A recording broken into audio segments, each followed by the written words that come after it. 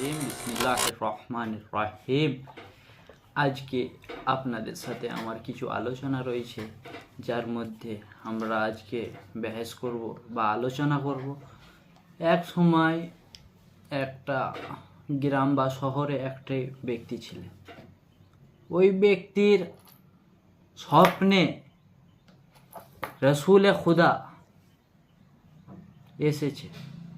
আসার পরে ওই ব্যক্তি স্বপ্নর মধ্যে রসুলে খুদার কাছে যাচ্ছে। রসুলে খুদার কাছে গিয়ে দেখলো রসুলে খুদা একটা হাতে বাটি বা নিয়ে আছে। নেওয়ার পরে দেখলো ওই ব্যক্তিটা ওই বাটিতে খোরমা আছে। তখন ওই ব্যক্তিটা রসুলে খুদার কাছ থেকে কিছু খোরমা চাইলো। তো রসুলে খুদা ওই খোরমাটাকে গুনে দিচ্ছে না। রসুলে খুদা এমন করে বাটির থেকে তুলে ওই ব্যক্তিটাকে দিয়ে দিল।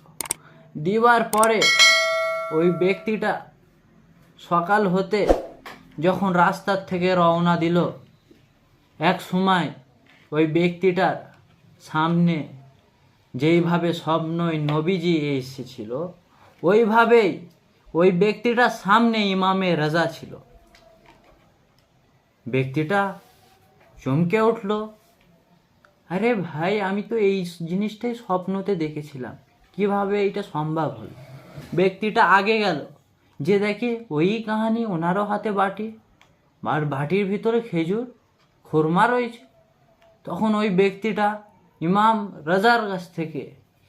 রাজা আলাইহিস সালামের কাছ থেকে কিছু খেজুর চাইল।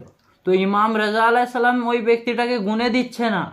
ওই ব্যক্তিটাকে ওই যেমন যেইভাবে রসুলে খুদা ওই ব্যক্তিটাকে স্বপ্নই খেজুর দিয়েছে, ওইভাবেই ইমামে রাজা আলাইহিস সালাম ওই ব্যক্তিটাকে এমনভাবে বাটিতে হাত দিয়ে খেজুর তুলে ওই ব্যক্তিটাকে দিল।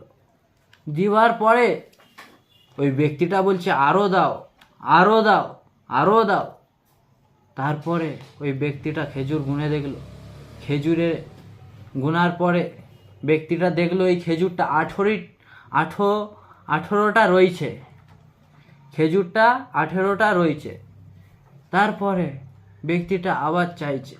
ইমামে রাজা আলাইহিস সালাম বলছে, আমার নানা তোকে স্বপ্নই কি 18টার চেয়ে বেশি দিয়েছিল?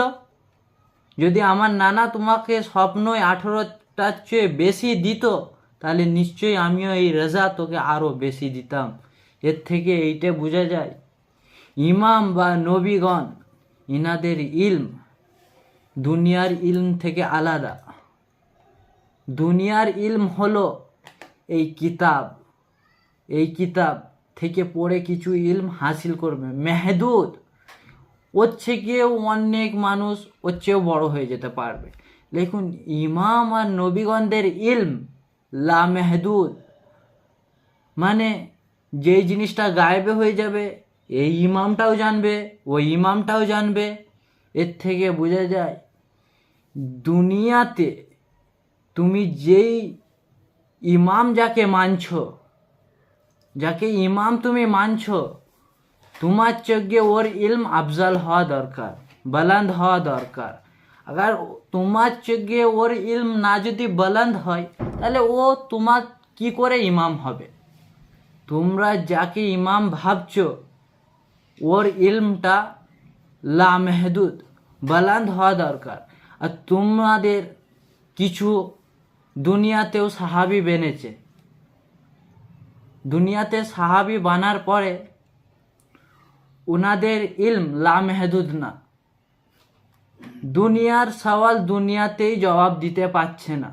তো তোমরা ওই ব্যক্তিকে কিভাবে তোমরা ইমাম ভাবো? নিজেরা সব সময় ভেবে আলোচনা দেখবে, আর এই সব জিনিসে আরও কোশিশ করবে যে সত্যির পথ আমাদের নিজেদের খুঁজে নিতে হবে। যতক্ষণ আমরা সত্যির পথ না খুঁজে পাবো, ততক্ষণ এই দুনিয়াতে আমরা পস্তাবো। কখনো এদিক চলে যাব, কখনো এদিক।